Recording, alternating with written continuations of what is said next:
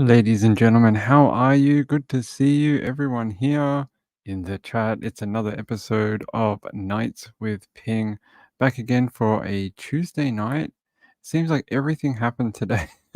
Everything in the world of true crime just happens on a Tuesday, apparently.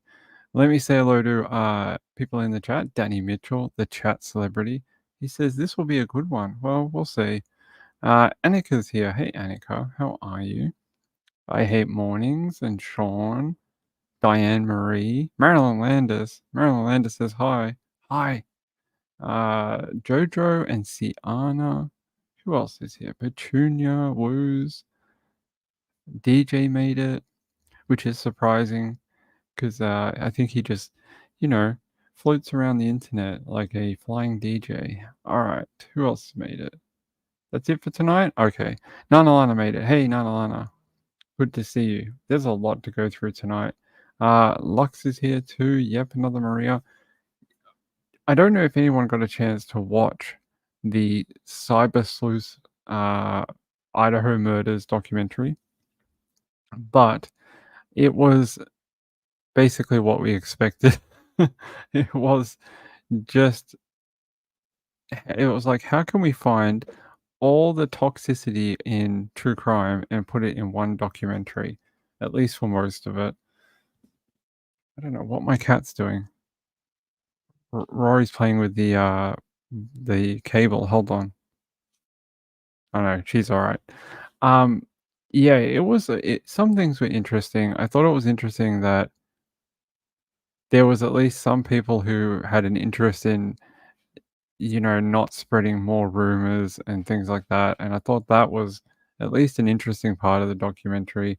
The rest of it was sort of an expose on how people can stir up a case and add all sorts of rubbish to it and muddy the waters for many months. Like, that's the way it came across. So if you haven't watched it, give it a watch. We'll talk a little bit more about it later.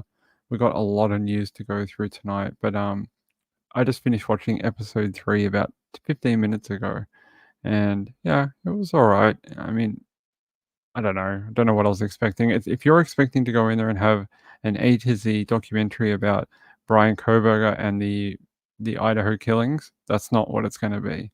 So it's basically, yeah, Jagaloons, basically Jagaloons. Although some of them were okay. Some of them seem to have their somewhat of a right intention, I guess. Not perfect, but I'm not perfect either. So, all right. Let's start off. Let's get our first story. I don't know where we want to start.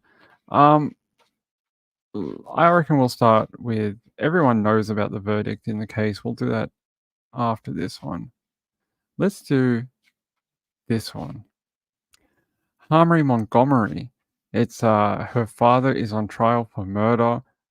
We've done quite a bit on Harmony. I think last year we did the documents and we went through like 50 or 60 pages of documents in relation to her death. Well, now her father is on trial. They did jury selection today, and it'll probably be the next big trial now that the Crumbley trial has finished, or not finished, but it's at this point in it. Everyone's going to switch over to this one, and I think a lot of people have been waiting for it to see some sort of, more justice for this little girl. I mean, it's a horrible case, and some of the details we read out last year were disgusting. So if you don't know who or what this is, we can go through a little bit of it.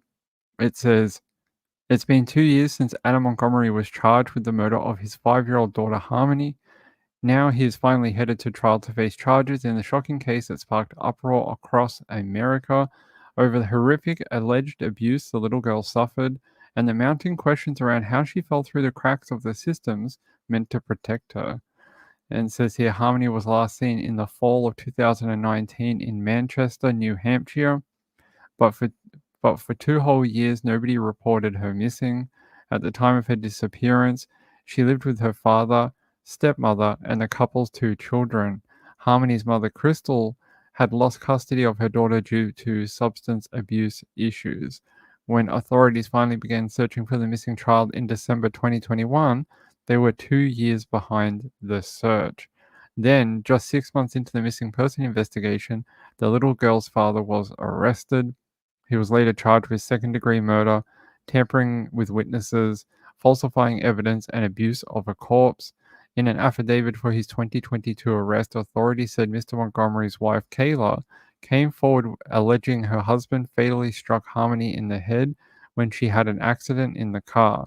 Mr. Montgomery then allegedly placed Harmony's body in a cooler, which he then snuck into his workplace freezer before disposing of her remains at an unknown location in March 2020. Mr. Montgomery, who is 34, has pleaded not guilty to the charges and has maintained his innocence, with jury selection getting underway in Mr. Montgomery's trial this week. And they're saying this is what they know. And so we know the other details for the most part, but that's the update. Hold on. Oh, my camera's off. Hold on. Give me a second. I'll turn that on.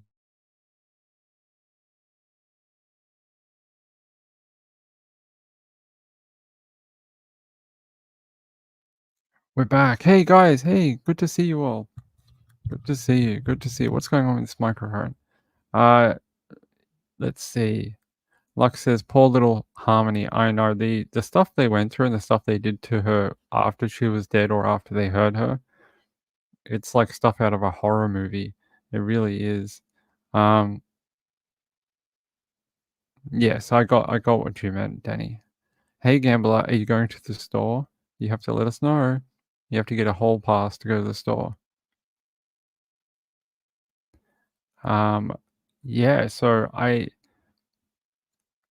that's true. No one can hurt her anymore. I have some more information about Adam Montgomery's murder trial here. So let's watch this little update today from out the front of the courthouse. And they will continue to question those prospective jurors tomorrow.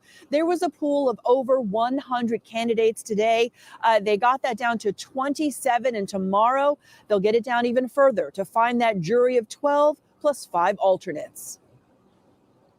Harmony Montgomery, last seen alive in late 2019. Now, over 4 years later, a step towards justice in her death. Good morning, Mr. Montgomery. The girl's father, Adam Montgomery, is standing trial for second-degree murder.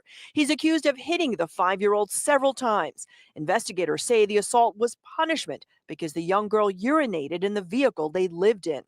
A key witness expected to testify is Kayla Montgomery, Adam's ex-wife, who detailed the assault to police.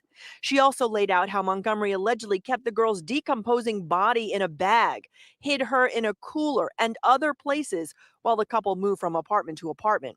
Harmony's remains have never been found. Is everyone ready for the jurors? Yes, Your Honor. Jury selection got underway today after the judge granted Montgomery's request that he wear leg shackles during the trial versus a less visible leg brace. If you do want to switch, you can, but it may be that the jurors already see that you have the shackles on, so they may already know that you are incarcerated, and that we can't turn back the clock on. You understand that? Absolutely. A jury pool of more than 100 were screened today, answering questions that include, did you see billboards regarding Harmony Montgomery? Did you or someone you know participate in a vigil for Harmony Montgomery? And some of the other questions included whether jurors had been victims of domestic violence or knew any victims of homicide, and also if they're prepared for some of the disturbing and sensitive material they might see. In fact, one of the women being screened, she was tearing up. She was crying as she was excused from jury duty, perhaps a sign of how emotional this trial may be. Live in Manchester, New Hampshire, Sarah Conji, WCVB News Center 5.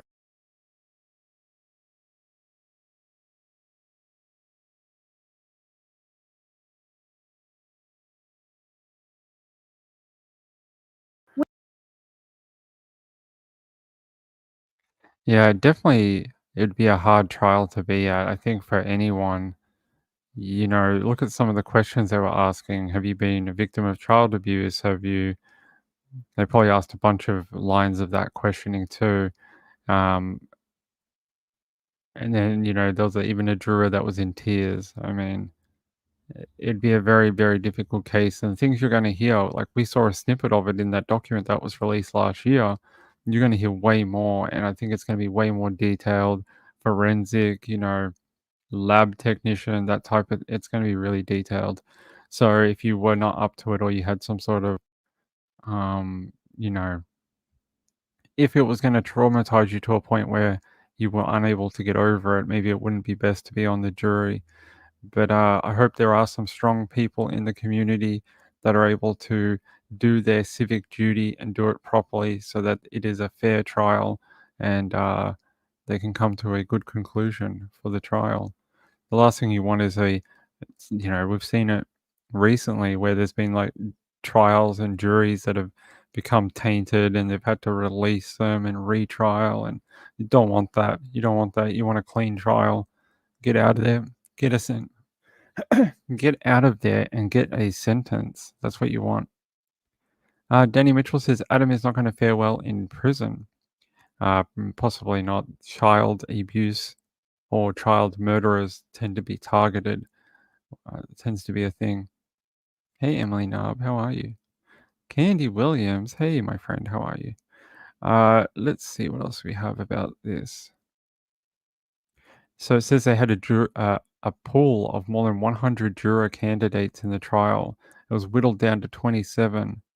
Jury selection process will continue on Tuesday. Well, that was today, when attorneys will directly question the 27 remaining candidates. Yeah, that's today. Hold on. Hold on.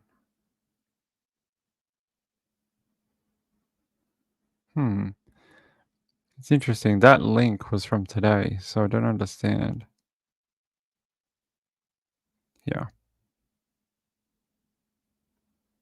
Was in court as jury selection got underway. There had been some speculation that he was refusing to appear. Montgomery is charged with the murder of his 5-year-old daughter, Harmony, back in 2019. The charges include second-degree murder, second-degree assault, falsifying physical evidence, destroying or abuse of a corpse, and witness tampering. Montgomery has denied killing Harmony. Among the questions the potential jurors will be asked is whether they've read or heard from social media, news outlets, or any other source about this case. The jury pool will also be asked. No, that seems like the same information that we just listened to. Maybe they got the date wrong on that other article. Here. It says at 3:28 p.m., the court has selected 27 potential jurors that have now qualified. The group will return for panel for the second phase of jury selection at 8:30 a.m. on Wednesday. Yeah, I think they got the date wrong on that other article. It's Wednesday that they'll do the last bit. It says the second jury pool that has not been vetted will also return Wednesday morning in case the pool needs to be drawn from. Okay, so tomorrow morning we should get hopefully a final selection of jurors who will do this Adam Montgomery murder trial. So that'll be interesting. I thought it was interesting that he had some sort of concern about what type of leg shackle or brace that he was going to wear, and even the judge was like, "Hey, buddy, they already know you're in prison because you're in a freaking courtroom. I don't think it's going to change anything or anyone's perception of you. I don't think it's going to actually do anything." And yeah, I don't know why he chose that. Lux says 60s too young. Oh, we're talking. Yeah, that I saw this up here. Sean says I'm a bit emotional today. 5 years since my mom passed away in her 60s, but this poor child was robbed of her life. Sorry to hear about your mom, Sean. That is very hard to deal with, even many years later. We rely on our parents for so much. So, yeah, 60s is quite young. Marylander says, yes, Marilyn's husband died at 64 in 2018. That's horrible. James Avery says, rip Toby Keith. Toby Keith? Why does that sound familiar? Oh, he was a country artist, country music legend, dead at 62 after a 3-year battle with cancer. What a horrible way to go. I don't actually know his music, but I know who he is. By the way, hey Harley, good to see you. Glad that you can tune in from time to time. Appreciate having you here. Hey Sherry. Yeah, how sad. Very, very sad. Seems like we've got a lot of sad cases tonight. I do want to quickly touch on the Jennifer Crumbley trial, and then we'll move on because I think just about everyone has seen the verdict. But we'll listen to a few minutes of the final bit, and then we'll move on. I'm just trying to check if there's anything in Adam's. Yeah, just that they think she was killed, Harmony, because she had been having toileting incidents, and in the car she had another accident on December 7th, 2019. Adam was extremely upset that the 5-year-old was not saying when she needed to go to the bathroom, was having accidents in the car. Kayla stated that after each accident, Adam would get upset and would strike Harmony in the face or head with a closed fist. And that's how they believe she was killed. It's very sad. A lot of her issues may have been from her, the life that she lived. So it was like you know, they would hit her and abuse her. She would wet herself. And like, it was sort of like a cycle, and him getting mad at her wasn't doing anything to fix the problem. All it was doing was making the problem worse. So, hey, Leisha, how are you? Did you go to the Gaim today?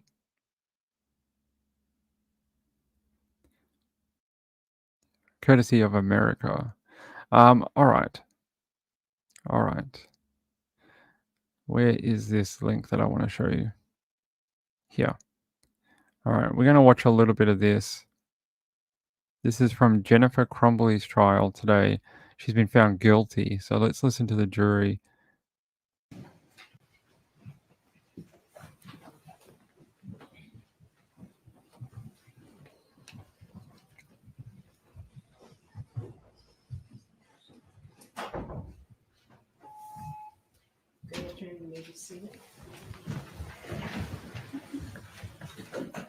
Ladies and gentlemen, I've been informed that you have a verdict. Is that correct? That is correct. Are you the court person? I am. Could you please read your verdict? Individually? Sure. Okay. On count 1 of involuntary manslaughter as to Madison Baldwin, we find the defendant guilty of involuntary manslaughter. On count 2 of involuntary manslaughter in regards to Tate Muir, we find the defendant guilty of involuntary manslaughter. On count 3, as to involuntary manslaughter regarding Hannah St. Juliana, we find the defendant guilty of involuntary manslaughter. And in count 4 of involuntary manslaughter against Justin Schilling, we find the defendant guilty of involuntary manslaughter. Thank you for allowing me to be seated. And I'm going to ask Ms. Rose Kohberger. Juror in seat number 1, was that and is that your verdict? It is. Juror in seat number 2, was that and is that your verdict? Yes. Juror in seat number 3, was that and is that your verdict? Yes. Juror in seat number 5, was that and is that your verdict? Yes. Juror in seat number 6, was that and is that your verdict? Yes. Juror in seat number 7, was that and is that your verdict? Yes. Juror in seat number 8, was that and is that your verdict? Yes. Juror in seat number 11, was that and is that your verdict? Yes. Juror in seat number 12, was that and is that your verdict? Yes. Juror in seat number 13, was that and is that your verdict? Yes. Juror in seat number 14, was that and is that your verdict? Yes. Juror in seat number 16, was that and is that your verdict? Yes. Thank you very much, ladies and gentlemen. We all know that this is one of the hardest things you've ever done. I'm going to ask you to return to the jury room. The 2 remaining alternates are also going to join you, and I'll be with you in a few minutes. Thank you. Thank you. All rise for the jury.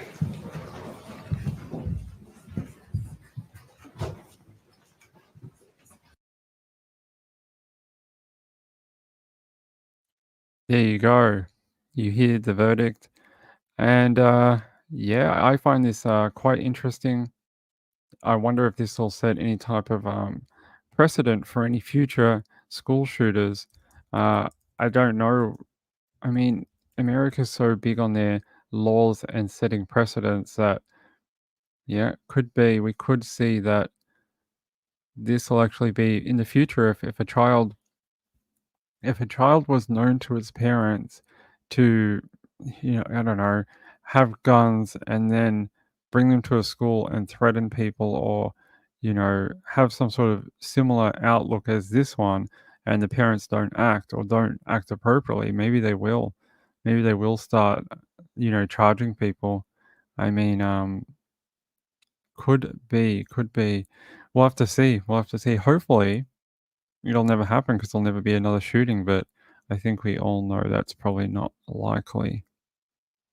Petunia says, interesting too that even before jury instructions, the judge imposed a gag order until after the father's trial.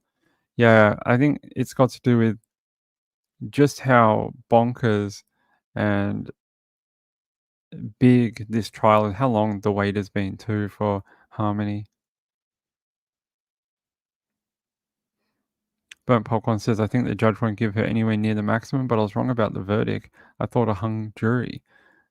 Yeah, I thought maybe hung might have been it. They actually came back with a pretty unanimous verdict, so. A jury 4-person spoke out, did they? Hold on. What do you mean they spoke to the media? Hold on, I can find it. Yeah, maybe it's in this article here. I just brought this up.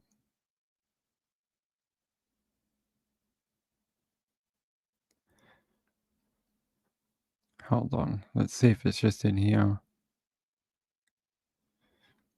Hold on, I'll find it. If it is, it'll come up here.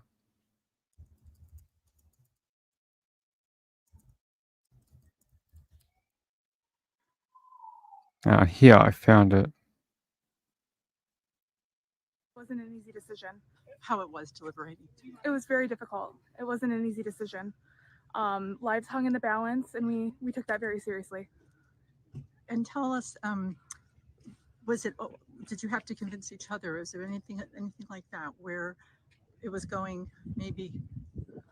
I will say both sides were well represented. Oh, okay. Tell me your name.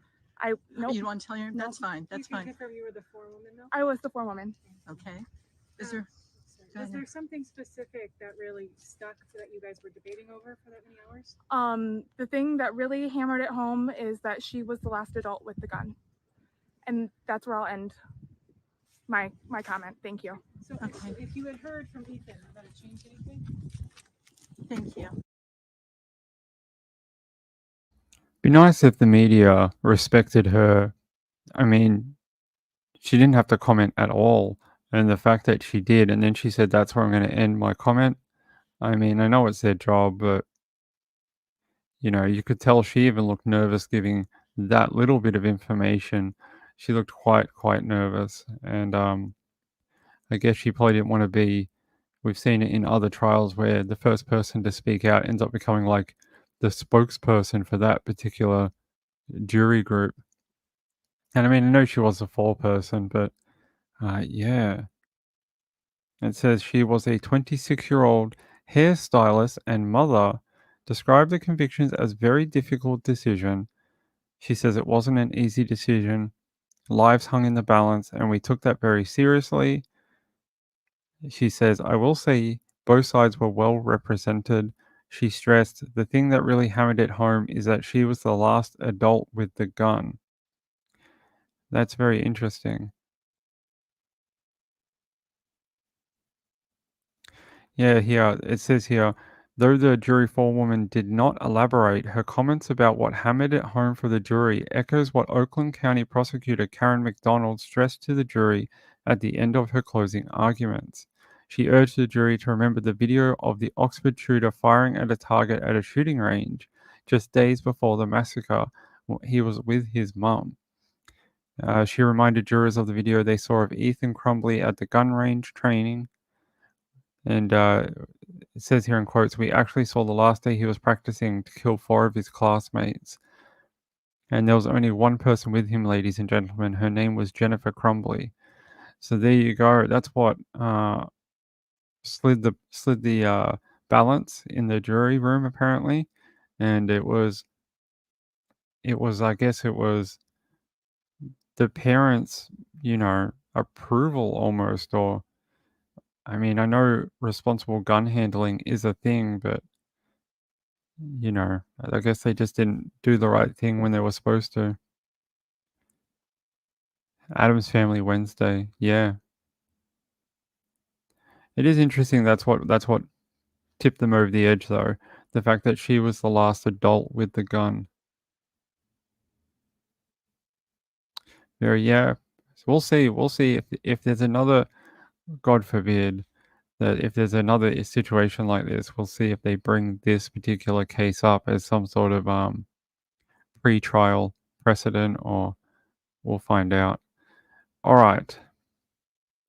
At least that is over. It was quite a interesting trial. I didn't watch all of it or every day, but I saw the cliff notes at the end of the day. Okay. I'm going to bring you a story from Australia. Australia. This is from our federal police, which is sort of like our FBI. And I'm going to show you this. Police seize 132 liters of liquid meth concealed in washing detergent. It says this is a joint media release between the Australian Federal Police, Victoria Police, and Australian Border Force. A Melbourne man has been charged after allegedly being linked to the attempted importation of 132 liters of liquid methamphetamine concealed in bottles of washing detergent.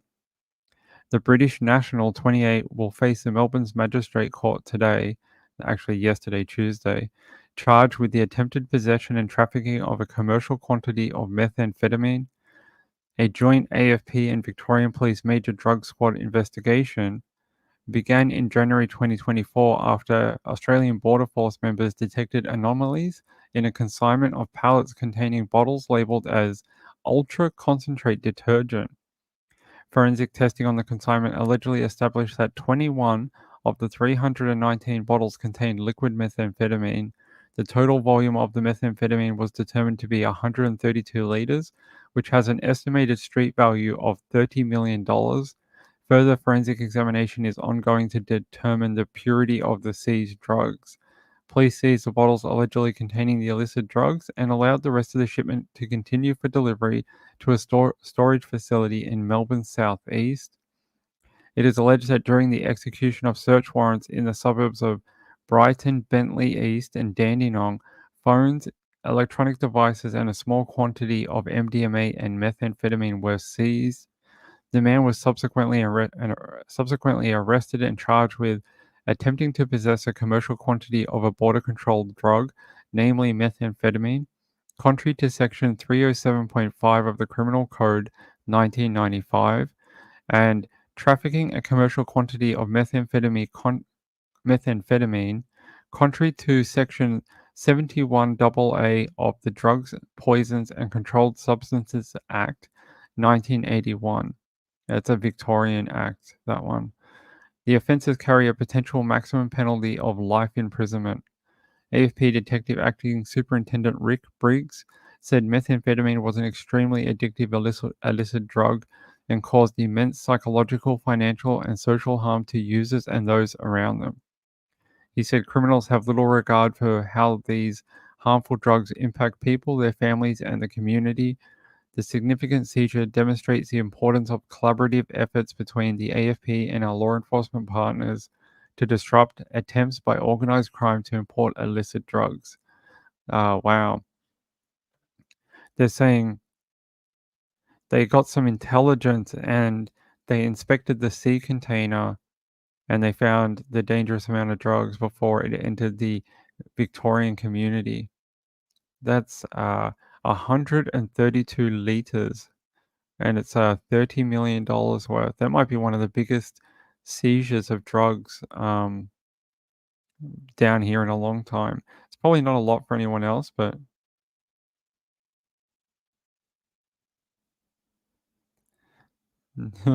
not today. No Gaim today.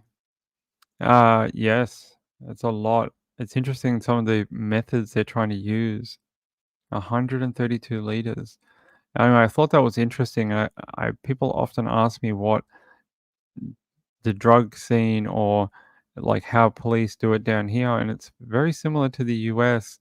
They try and use intelligence, they get into shipping containers, They try and scan stuff, and then occasionally you see one like this, 132 liters.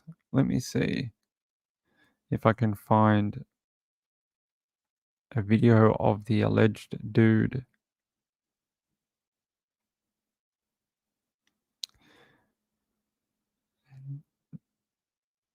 Here.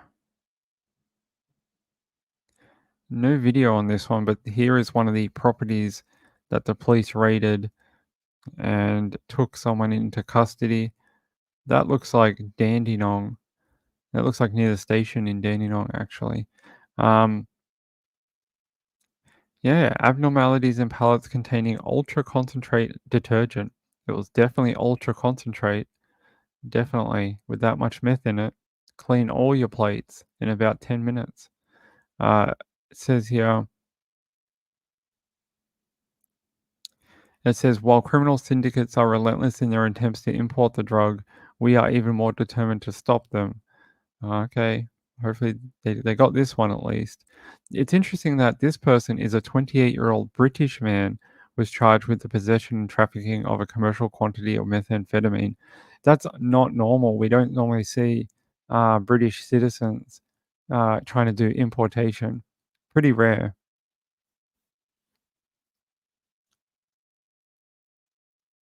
Sean says he'll get 10 years maybe. I know a guy who brought 700 kilos of cocaine via boat from South America to Lake Macquarie. He got 13. Yeah, 8 to 10. Yep, 35 gallons. Hold on.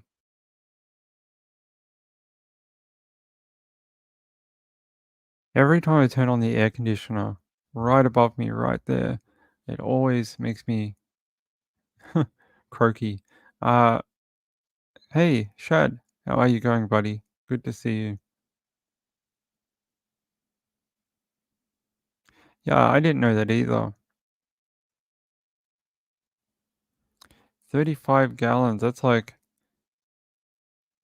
it's more, probably enough meth to feed, an entire state for many months.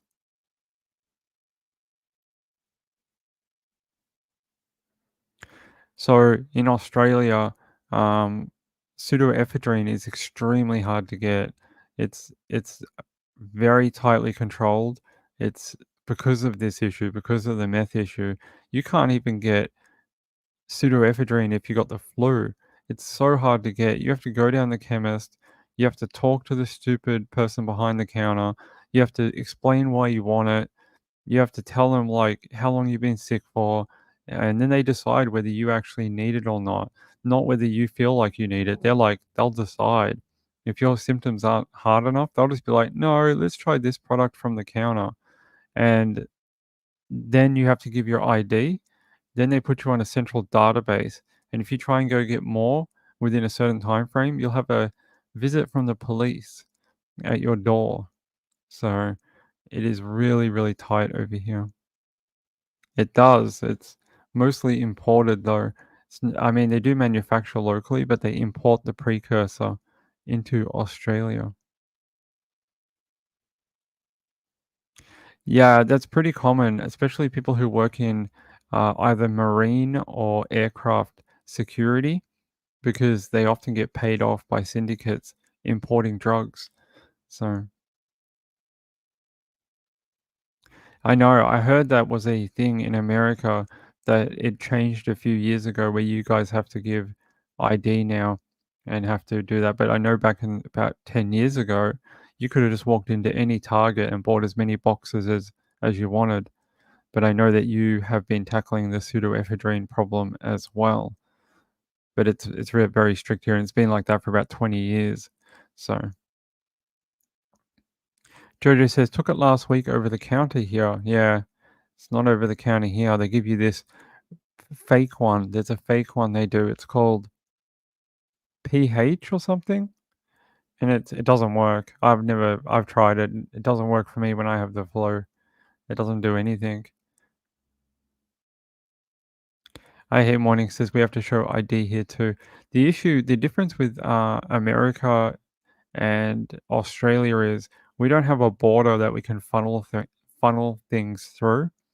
Australia is an island, so it's very difficult to get things here, as where people in America and even England have close connections to other countries where it's easier to get things across the border. It's very difficult in Australia, although it still happens. Probably if you sent that dishwashing liquid on a different day, probably would have got through. It's happened before.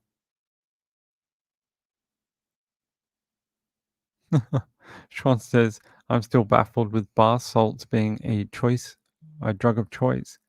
Yeah, I don't understand that either. Not me. I don't want any bar salts. All right. I just thought you would find that interesting. Such a large drug seizure from down here. All right, let me find this other story. Here. So we're in Pennsylvania now. See, we go all over the world. A man in Delaware County was shot in the head on Sunday while attempting to defend his sister. Now authorities are continuing to search for the alleged shooter. The family of 24-year-old Canito Montoya said they were devastated after the shooting. They told Action News that Montoya is not expected to survive and remains on life support while the family makes organ donation decisions. Montoya was shot inside a home along the 200 block of Kent Road in Upper Darby around 2 a.m. Officers say they are looking for 31-year-old Jacob Menevar in connection with the incident. According to the arrest affidavit, just after 2 a.m., Menevar arrived at the Montoya home demanding to speak with his ex-girlfriend, Montoya's sister. Montoya stepped in to defend his sister and a conflict with Menevar ensued. That proceeded down to the basement where they got into a physical altercation and Menevar pulled a handgun and shot the brother in the forehead. It says the assassin came to the house to kill her because she didn't want to be with him. The father refers to Menevar as the assassin. It says Menevar is believed to be traveling in a distinct-looking blue Honda Civic with Pennsylvania tags LWH4182. There's a photo of the car and the plates for you guys to have a look at.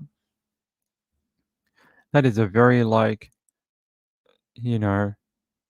clapped out, Honda Civic. Looks like something a teenager would make, thinking it was Fast and the Furious. Emily Nub, you saw this one? You see a lot of different cases, though. Yeah, I think I have a video we can watch of this about the family. Hold on. Up here?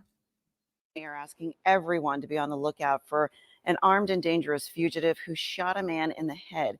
Investigators say the victim was trying to defend his sister. Action News reporter Catherine Scott, live from Upper Darby Police Headquarters, where she's hearing from that victim's distraught father. Good morning. Good morning, Tam. And the family says that the victim will not survive. He remains at the hospital while the family makes organ donation decisions. Meanwhile, the district attorney has moved ahead with murder charges. ¿Cómo le puedo explicar? Humilde, social. In Spanish, the victim's devastated father described 24-year-old Canito Montoya as humble and social, a man police say was shot while defending his sister. Upper Darby police are now looking for 31-year-old Jacob Menevar, considered armed and dangerous and possibly behind the wheel of this distinct blue Honda with a Pennsylvania tag. In consultation with our district attorney's office, we are filing murder charges against Jacob Menevar, and we're asking anyone that may know where he is to turn himself in. Montoya, a devoted uncle and native of Honduras, is seen here with his niece and nephew.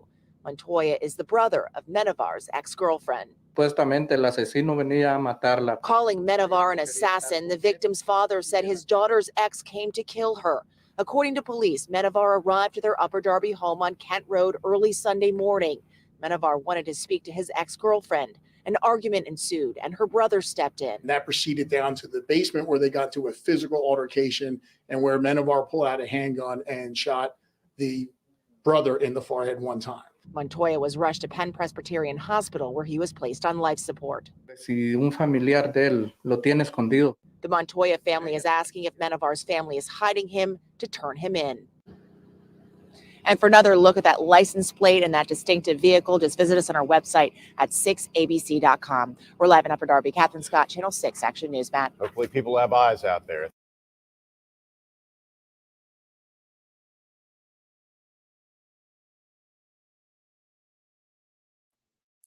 Did that news guy just say that I hope everyone has eyes out there? It's very derogatory to the blind community. I mean, I know what he was trying to get at, but he said, I hope everyone has eyes out there. Okay, buddy. Hopefully no one heard that and you won't get cancelled. Where is Emily Knob?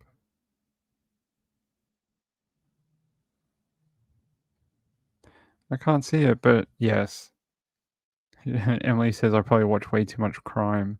Possibly. Harley says I have to take a break once in a while when it becomes overwhelming. For sure. Yes. You should always take a break and unwind. Marlene, hey Marlene. Marlene says I've been to Upper Darby. It is outside of Philly. Okay. I don't know what you do with bar salts. I thought you just put them in the bath and then you relax but I think there's a drug called Meow Meow or something, and it's bar salts. Moonlight View says, "Hey guys, please like and subscribe." Yes, thank you. That would be that would be very kind, and I hope everyone likes the new ending video that I made for the people who like and subscribe and leave a comment, but also the people who send in a donation. I hope it's a pretty video. I tried to get something that demonstrated the channel and looked sort of nice and had stars and stuff. It was pretty cool. But if your name is on there, it means you support the channel, so I appreciate it. Let's see. Emily Knob says, that had my brother whacked out, peed on the couch. Was he acting like a dog?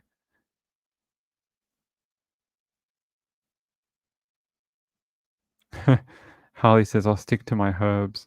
Yes, next there'll be a new drug called herbs, and all the kids will be taking. They'll be like, man, I'm had too many herbs tonight. No, not marijuana. I had the new drug, herbs. They'll do it. You watch. In Pennsylvania, there was another shooting. What's going on in Pennsylvania at the moment? It says, we'll have to look at this. Hold on. It says, police investigating after man shot and killed in Frankfurt. Police are now looking for a suspect and a motive. Let's see. Are trying to figure out who shot and killed a 19-year-old man. The shooting happened at 10:30 last night in the 5000 block of Duffield Street in Frankfurt. Detectives found the victim lying on the sidewalk with more than 24 shell casings near him. They're now looking for a suspect and a motive. 24 shell casings? That's a lot of shell. It's like someone sprayed their property. That's a lot of shells. It says Philadelphia police are trying to figure out who shot and killed a 19-year-old man.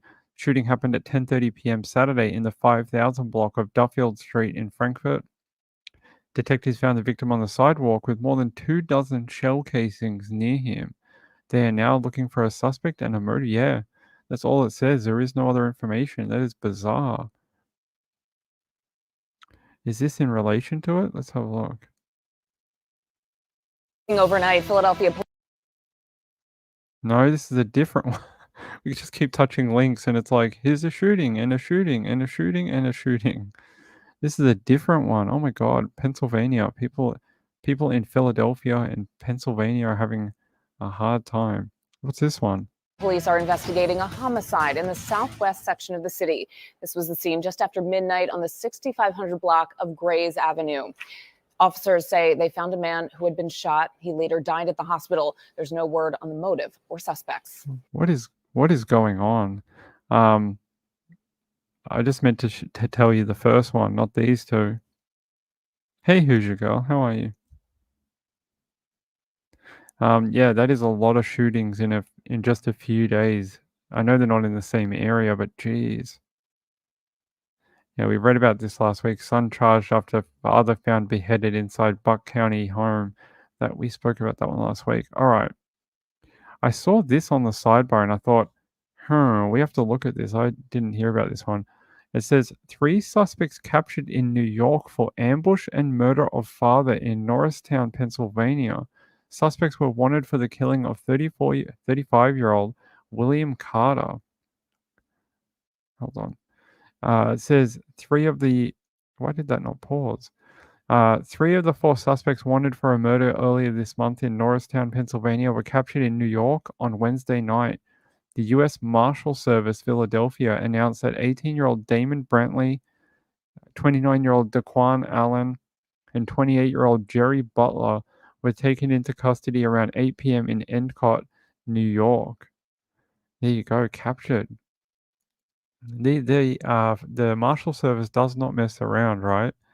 It says all 3 were transported to Broome County Jail waiting extradition to PA, Pennsylvania. Details soon from the DA's office. All 3 suspects were transported to jail. Yep. The Montgomery County District Attorney's Office says Brantley from Norristown was the suspect who allegedly pulled the trigger. All 3 are charged with first-degree murder, second-degree murder, and robbery for the January 20th killing of 35-year-old William Carter. Investigators say Carter was walking near Westwood and Powell Streets around 7:49 p.m. when 3 men emerged from a silver RAV4, ambushed and robbed him. After robbing Carter, the DA's office said Brantley fired 3 shots in quick succession. A bullet struck Carter in the head, killing him. The shots were fired in such rapid succession that detectives believe the gun was equipped with an illegal switch. Like a bump trigger or something.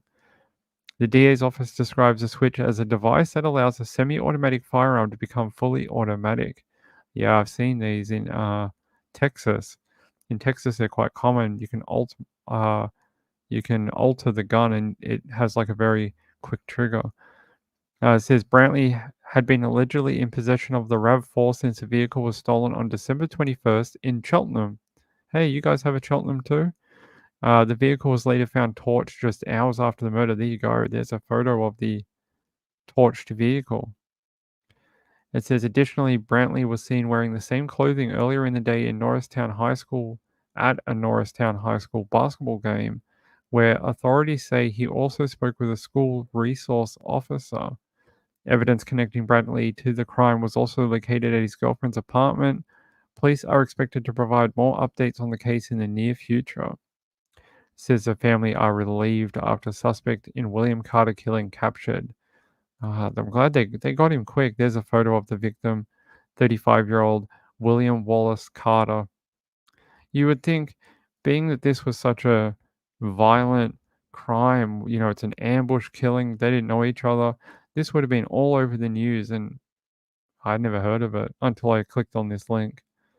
That's how sad, it's sad. I feel like sometimes murders and things to our friends in the African American community just don't get any publicity at all.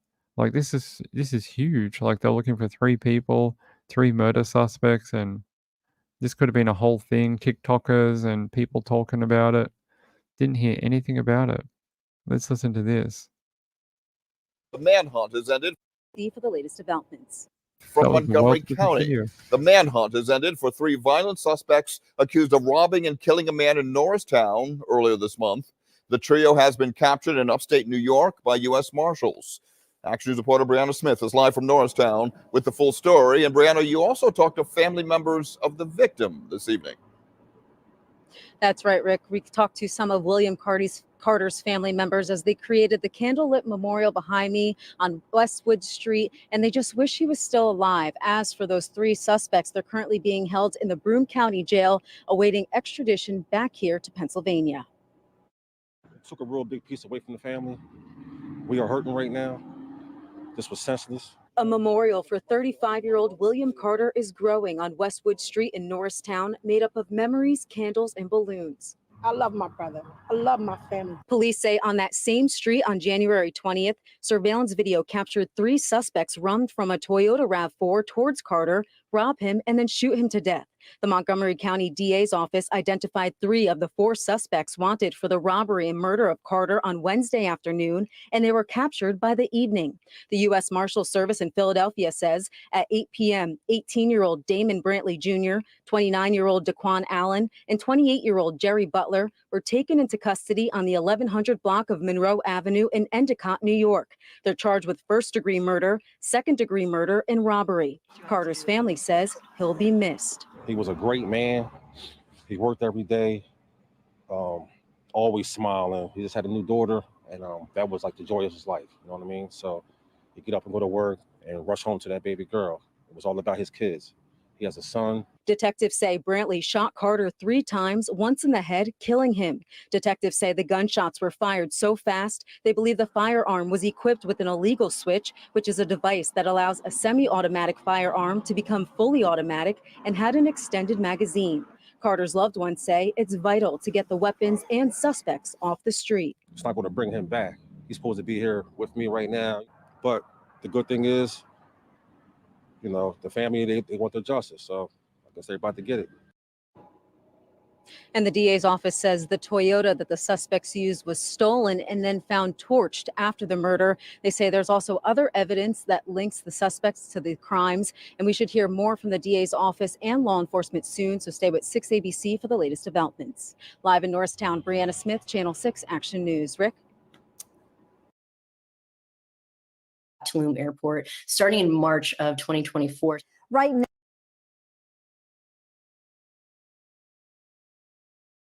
There you go. What a case. The Marshal Service did a great job. They did. Diamond Heart says it's the best chat. Thanks, I appreciate it. I'm glad you find it fun here. I do. Hey, I Hate Chocolate. Hey, good to see you. Hope you've been well. Hope you've been doing okay. Let's see. Yeah, very senseless killing, right? I mean, they just robbed him for hardly anything, and now they'll spend their life in jail. I don't get what goes through people's minds.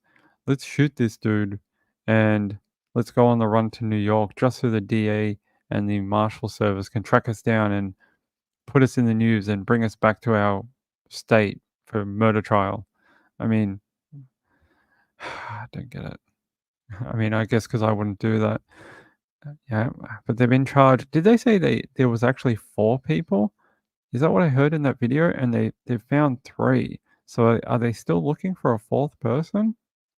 Yeah, 3 of the 4 people wanted for a murder earlier this month in Norristown, Pennsylvania were captured. So are they still looking for a 4th? It doesn't say. Hold on. Maybe they're just happy they got the 3 of them? I don't know. It says here though, the family says this is the 8th death in our family. They had just buried their brother on December 2nd and his sister a couple of weeks ago. He actually had on his sister's RIP like funeral shirt when he got murdered, or like not funeral shirt, memorial shirt. They say this violence has got to stop. The guns got to stop. What's going on here? The kids got these guns. Something has got to stop. 6 deaths in their family. Wait, 8 deaths in their family. That's too many. Wait, 1 is too many. But 8 deaths in their little family. It's crazy. Well, Mr. Carter, I'm glad that they found your killers. I really am. At least maybe the state can give you some justice for your family. I hope so anyway. Hey, Snap Crackle Pop. Hey, my friend. How are you? Yeah. Is that his daughter in the photo? It's very sad. Hey, Juicy Trolls. How are you, my friend? Okay. Apparently, there is an update. We talked about Ella Jones, her disappearance last week. They ended up finding her in Michigan, and she was from Seattle. They've released a photo of the suspect, and I thought I'd show you. This is a photo of the convicted sex offender who made Ella take a rideshare from Seattle to Michigan. And I think we worked it out. It was like 38-hour drive or something. It's ridiculous. Yeah, here. It says the person was already said to be a male named Keith. Investigators also determined that Ella Jones may have used a rideshare service when she left her home. It says rideshare services are not prevalent in Ella Jones's area, so Mount Vernon police were able to narrow the search and locate a rideshare Jones may have used. Investigators identified a man named Keith who ordered a rideshare for Ella and his address in South Haven, Michigan. It says the FBI reached out to Van Buren County, Michigan Sheriff's Department about a possible suspect named Keith Frickinson. Frickinson, I'm going to say, with an address in South Haven, Michigan. They say he's possibly involved in the disappearance of the 14-year-old girl in Mount Vernon, Washington. Yeah, he was apparently, and this is a photo. We talked about him last week. Here is your sex offender who thought it was a great idea to book a rideshare, 36-hour rideshare for like a 12-year-old little girl to come to his house so he could molest her. I mean, what the hell? I still have questions about the rideshare service. Like, why were there no questions asked? What did he say? I'm her dad. I live in Michigan. Please go get my daughter and be in the car with her for 36 hours. I mean, there's no way they drove straight for 36 hours. So, did they stay in a motel? The girl, 14, and a driver? I mean, the whole thing reeks of opportunistic crime from the driver to this dude to the company, the whole thing. It's disgusting. It really is. Let me search her name and see if there's a better article. Nope, that's not how you do that. Yeah.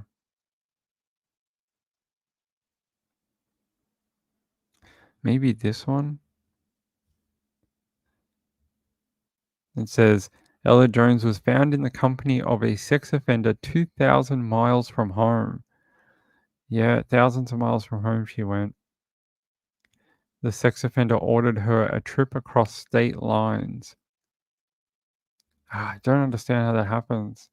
Should have been questions asked, like when the driver went to the house and there was a girl there, and a smart person would have said, why are you taking this 36 hours with no adult? I don't see an adult here who is saying this is okay. It should have ended right there. You know, I don't think it's even legal, right? I'm pretty sure they changed the law that minors were no longer allowed in rideshare cars on their own, yet alone for a 36-hour drive. I'm just trying to see if there's any other.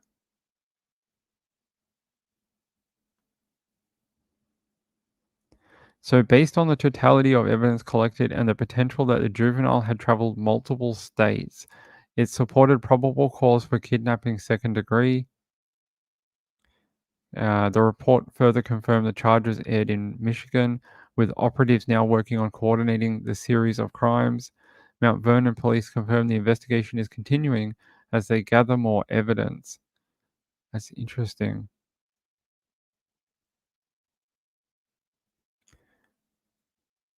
It says Ella's mom, Sarah Merrill, last saw her daughter in her bedroom on the night of January 5th, but the next morning she awoke to find her daughter was nowhere to be found. On the night she disappeared, Ella had written her mom a cryptic message, seeming to allude to a relationship she was said to have with an older man. Sarah said she wrote a note saying she loved me and that she didn't want to hurt us anymore. This is just a stock photo, I think. At least I think so, is it? Oh no, it might be her. It says Ella's friends had told her mom the teen had been speaking to a man in his late 20s or early 30s online. Sarah said her daughter appeared to have met an adult on the chat room site Omegle, which rose in popularity among teens during the pandemic before shutting down in November. But as she spoke to Ella's friend, she said she didn't fully realize the gravity of her daughter's interactions with the man online, adding, "You always have something kind of going on with teenagers to some extent, but I mean, she's a really sweet, good-natured kid." So the longer it went, the more the kids started opening up about the online relationship. One friend had said that she really trusted him, and they're all pretty confident that's where they think she is. It has not been confirmed whether the man Ella was found with was the same one she had reportedly been communicating with online and building a relationship with. I'm gonna take a stab in the dark and say it is probably the same guy. I don't think she had multiple, mid-30s boyfriends on Omegle. I don't think that's what happened. She does look a little older than 14, I guess, but I don't think that matters.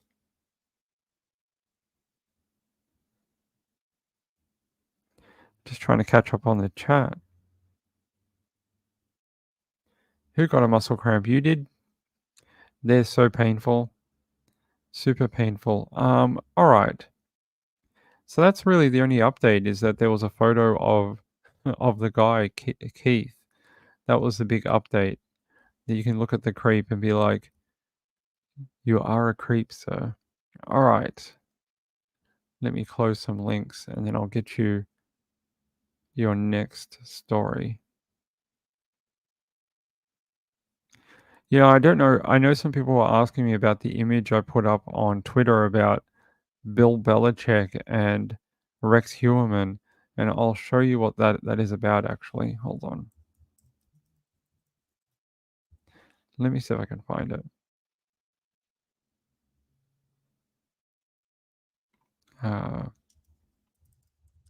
Hold on. Let's see. Here. So it says Route 29 stalker victim sister claims sketch of mystery murderer looks like Gilgo Beach serial killer suspect Rex Heuermann, as she calls on cops to reopen decades-old cold case. The 1996 murder of Alicia Showalter Reynolds, 25, remains unsolved nearly 30 years later, but her family are urging police to re-examine her case. So they think their relative Alicia was killed by possibly by Rex Heuermann, and that's her there. That's one of the sketches of Heuermann and the person they're looking for the murder of Alicia. And then there was the one that I posted, and I made a joke that it looks like Bill Belichick of New England Patriot fame. And I don't know what you guys think. Do you think that looks like Rex Heuermann? Or do you think it could look like any larger man in his 50s? I sort of think it's a hard one. I think some features don't match. I think his nose looks very different. I think the hair's possibly slightly different.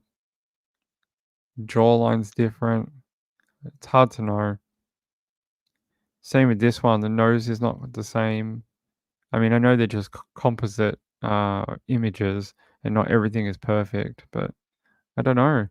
It just looks like, to me, some man in his 50s or 40s.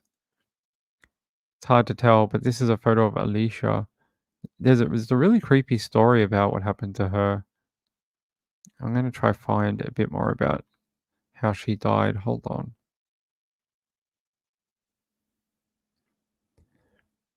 It says the circumstances surrounding Reynolds' disappearance are deeply unsettling.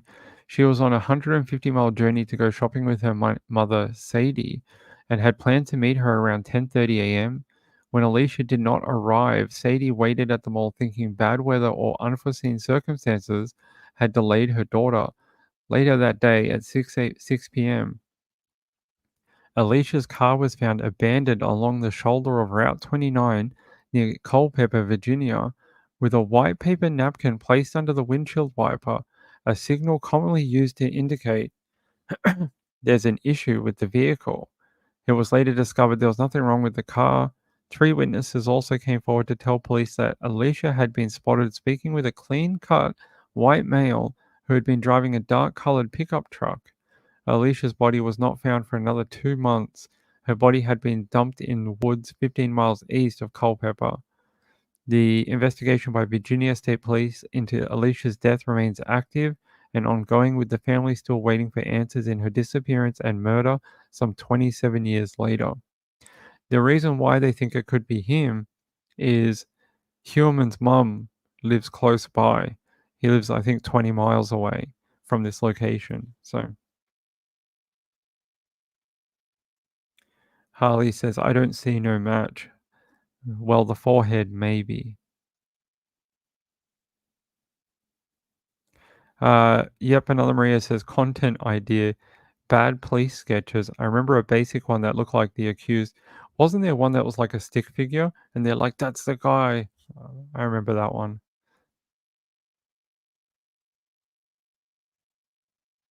You know, there was one I saw on a documentary. A woman had been shot, sexually assaulted, and I think blinded in an attack by by an R-wordist.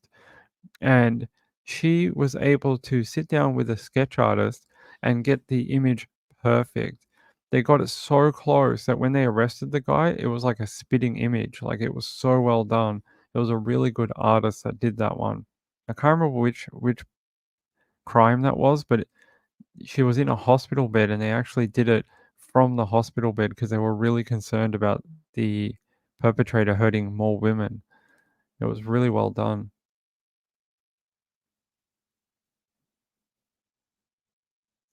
Ah, interesting. About the leg cramps. They're very painful. Very, very painful.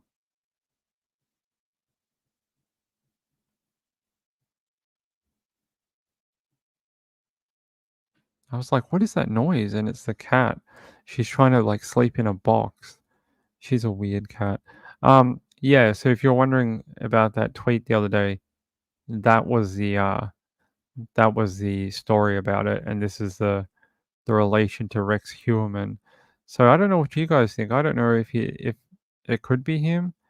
It might be. I mean, the victim is sort of his type, thin, brunette, white lady. So maybe I think it's 20 miles from his mum's house. Hold on. Trying to see where the distance from Heuermann's mum's place is.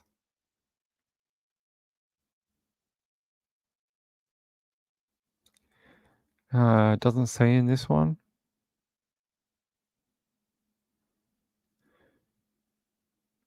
It doesn't say. There was another one that I read where it said that his mum lived not too far away from where some of these stalking events and murders and sexual crimes took place on this Route 29. Yeah, it doesn't say in this article for some reason. Yeah, hold on.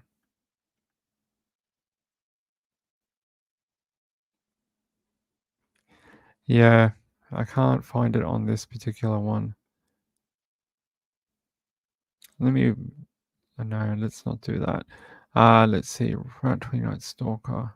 There's got to be the other article.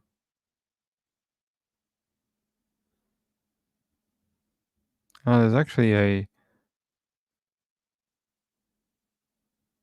they're saying that the Route 29 stalker was never caught or identified.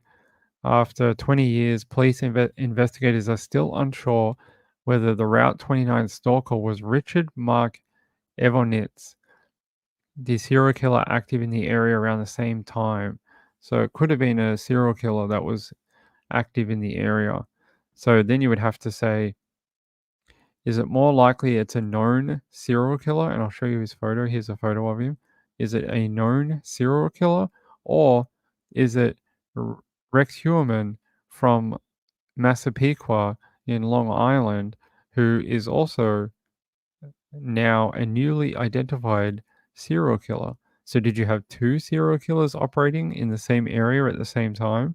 How scary is that? That they might have had two operating if maybe they did some of these each or something. Hold on, Route 29. There was another article about this that had more about Rex. Hold on.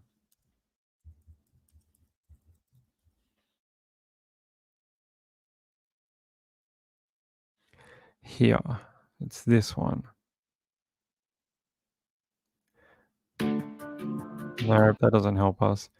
Let's see. So apparently a woman used a pseudonym, Nancy Poe, She says she's over 18 and resides in the state of New Jersey. Nancy Poe is a pseudonym. She says, I'm using a pseudonym for protection of my life, health, and safety. I have stated my real name in a separate affidavit, which I have provided to John Ray. John Ray is the attorney for Shannon Gilbert and a few other people involved in the Long Island serial killer murders. It says here, I'm giving this affidavit regarding my encounter with a man I believe to be Rex Heuermann, the man currently charged in the Long Island serial killer case as the alleged killer of 3 women. I desire that the proper authorities pursue the investigation of this sordid encounter as soon as possible. She says, I currently live in New Jersey, but from 1993 to 2001, I lived outside Richmond, Virginia, heading towards Charlottesville in a little suburb called Glen Allen off Route 64 and 295. She says, I moved my family's new house in that area in the spring of 1997 near a secluded community park with a little lake in the back called Echo Lake Park off Francistown Road. She says, I believe it is here that in late August or early September 1997, I had a run-in with Rex Heuermann. After this event occurred, I immediately told my husband, mother, sister, and now deceased father. I began taking martial arts and did so for 10 years. Even now, every time I go for a run, I remember him. Is there more to this? Let's have a look. No, that's it. She basically is saying that she thinks this person in this sketch is Rex. There you go, there's that sketch again. But there's more details. Down here. Yeah, she says, one evening, either in August or September 1997, Nancy claimed she was running her usual route through the park when she crested a small hill to see a large ogre of a man in a camouflage jacket crouching down behind a tree near the trail, staring at her, per the affidavit. She says, I froze in fear in the middle of the path in a fight or flight stance and stared at him. He was wearing jeans, a tee, and a camo jacket on a hot day in a small park that absolutely no one would be hunting animals in. He did not have a fishing pole and was not going to the bathroom, but was staring at me in a way that I knew I was in trouble. She says, I didn't know what to do. We were face to face. He did not say a word. He did not say, I'm sorry. I didn't mean to scare you. Instead, he stood up, moved slowly behind another tree. Hold on.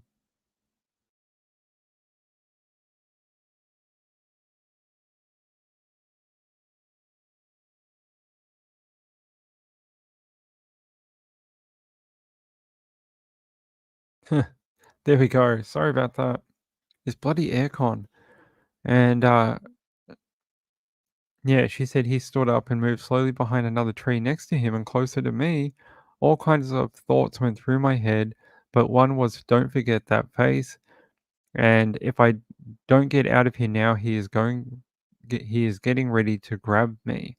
Nancy believes she yelled out to the man before turning on her heels and running back to the way she came as fast as her legs would carry her. On the way out of her park, she remembers encountering a car she believes belonged to the ogreish man, but cannot remember its make, model, or color. She wrote, I have never run so fast in my life. I was alone, no cell phone, about 1 mile from my house. I wet my pants on the way home, and I fell and tore my knees up. When I got home, I was crying. Nancy immediately informed her husband and her parents of her encounter with the unknown male in Echo Lake Park. She was so frightened by their encounter, she brought mace and immediately enlisted in karate classes, which he went on to study for more than a decade. So there you go. She reckons that she saw Rex Heuermann in a park in the same area as other Route 29 victims. And she believes, after seeing him on TV, after his arrest, that it is 100% the same person. I mean, I wouldn't be surprised. Rex Heuermann's probably been stalking women and assaulting women for decades. I would not be surprised at all.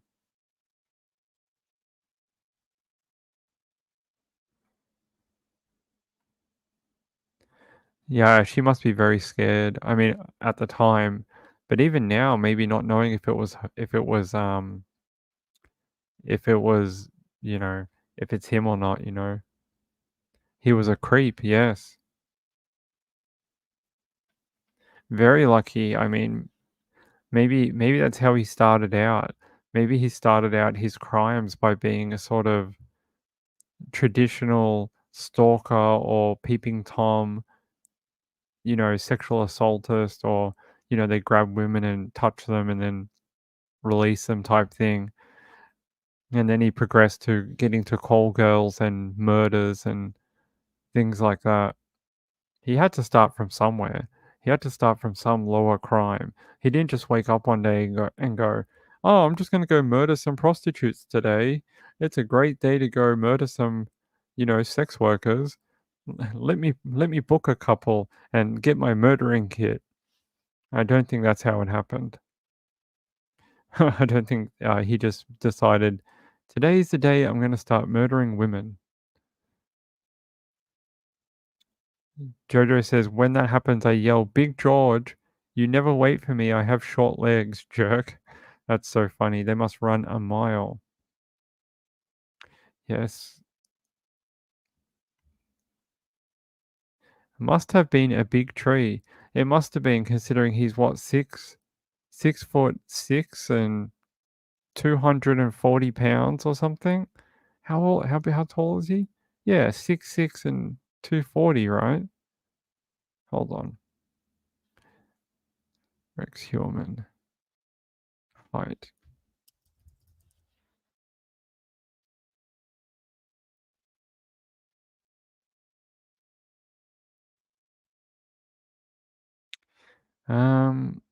Yeah, okay.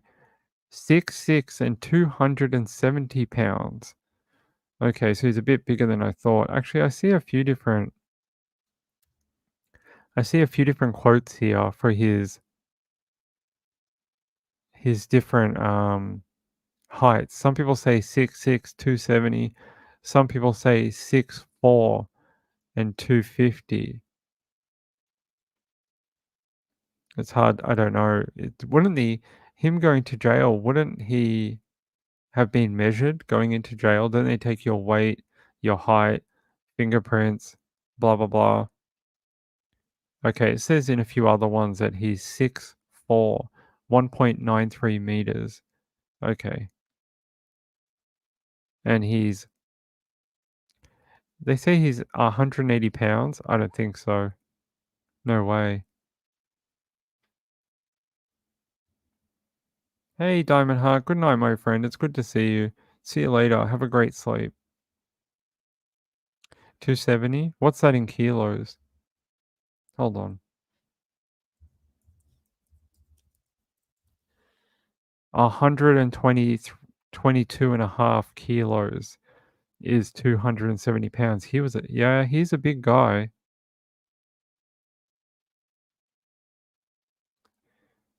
Go bananas. I don't know what that means. Yeah. We're just going to wind up in a few minutes, everyone. I appreciate everyone being here tonight. I wish we could go longer, but going to have to hang out with Trish at 10:30 Eastern. Eventually, we will move forward to 8:30. I'm looking at moving the show to 8:30 so we get an extra hour each night, which would be very, very good. I would appreciate the extra time with everyone. So we can do more stories. I think that would be fun. Hold on, I just want to check one thing.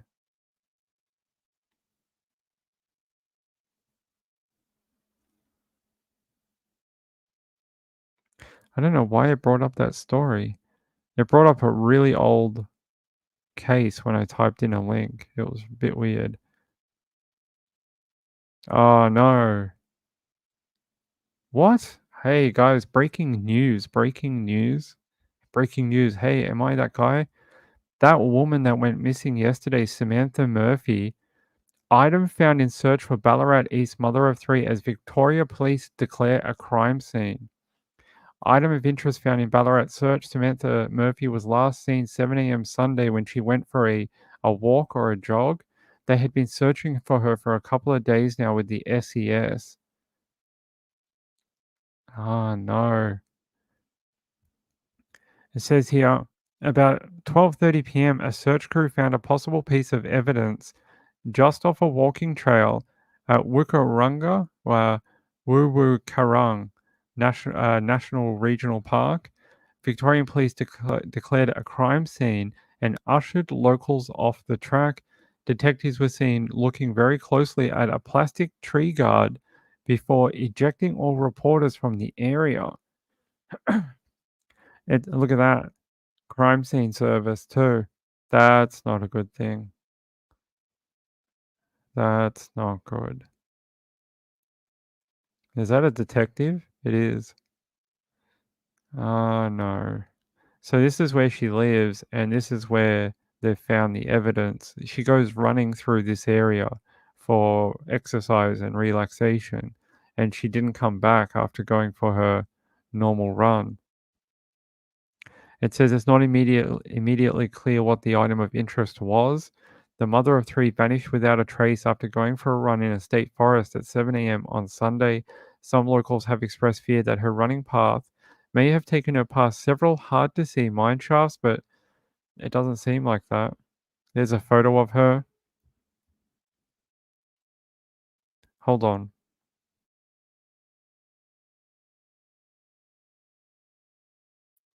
That's very concerning if they've brought in a crime scene investigation and they've now kicked everyone out of the park. You don't think someone has abducted her or murdered her within the park, do we? That's not good. Detectives were at her house. That's not good. There's a photo, and there's the other photo of her. It's very heavily wooded, you can see. She lives here where it's a bit more farmlandish, and this is the forest that she was running through. That's very, very interesting news. Hold on. I just want to search up the Ballarat paper. Yeah, the age.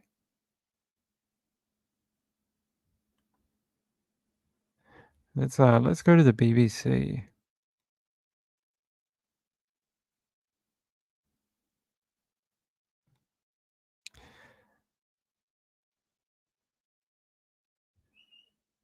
Trying to see if there's any more information here.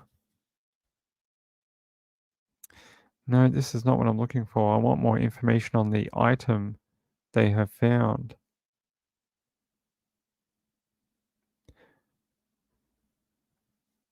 It says police declare crime scene near home of missing Victorian mother Samantha Murphy in Ballarat East.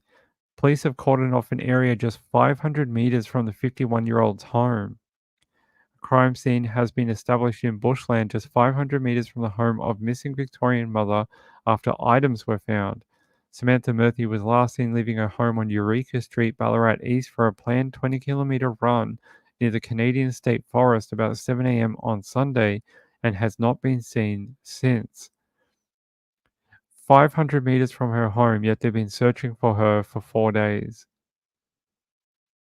Something doesn't seem right, right? 500 meters and they didn't find it beforehand? They didn't say, they've just said an item has been found.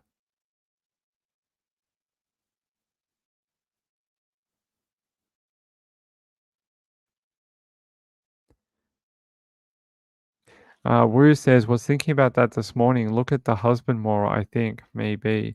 Well, that's what the police will do. They'll search from the inner family out. I think we could be looking at this for the next couple of days. If more information evolves over this afternoon, as soon as Trish is off the air, I'm going to jump back on and we're going to keep going with this.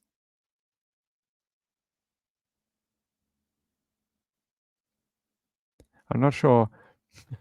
Sean, what's the photo for? He sent me a photo of Rex Heuermann. Are you saying it looks like the sketch? Is that what it is?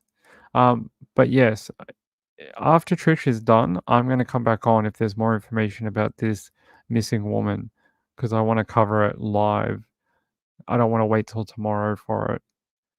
So if they're going to do a press conference this afternoon, let's see. If they call a press conference, we'll know it's something big.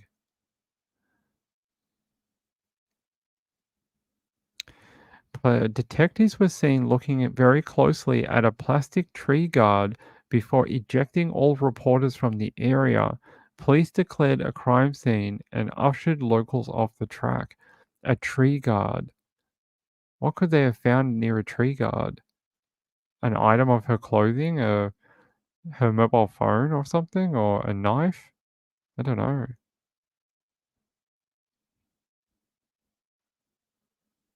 Across the road, officers were seen questioning a neighbor before then searching the rear of his property. Hmm.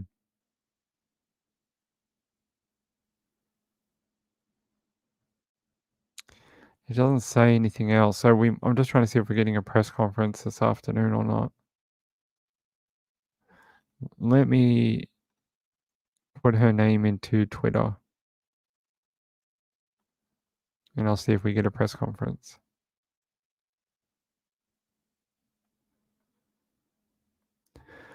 Let's see.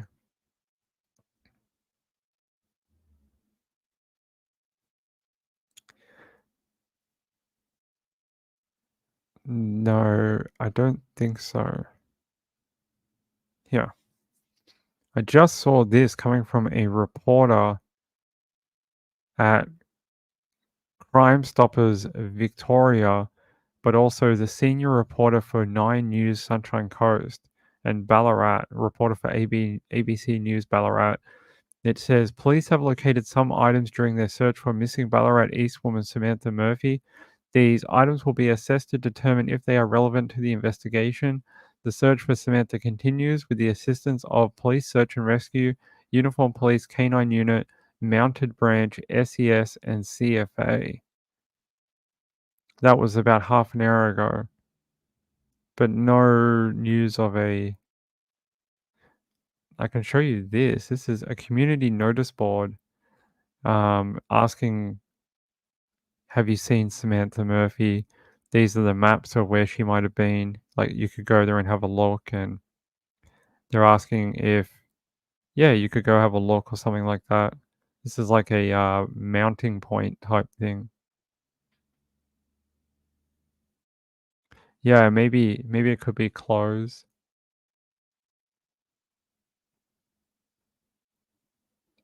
A tree guard can be wire, or it can be actually like a plastic thing that goes around the roots of a tree.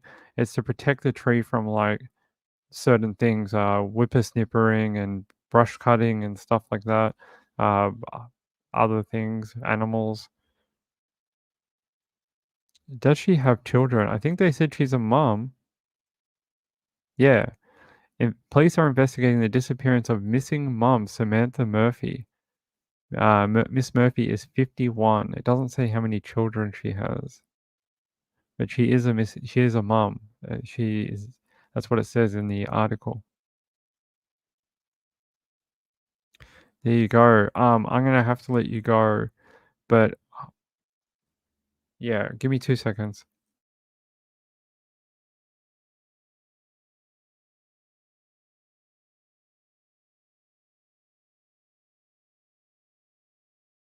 I want to thank Sean. Sean, thank you so much for your donation. Donations like that help me come back on for second shows or more live coverage and stuff like that, like when breaking news happens, so we can do more hours later on in the day. So I very much appreciate it. I will be back after Trisha's show to cover this, and so look for a new link after Trisha's show. Come back here, look for another link, and you can hang out in the chat until I jump on the live. Okay, I'll see you in a couple of hours, an hour and a half.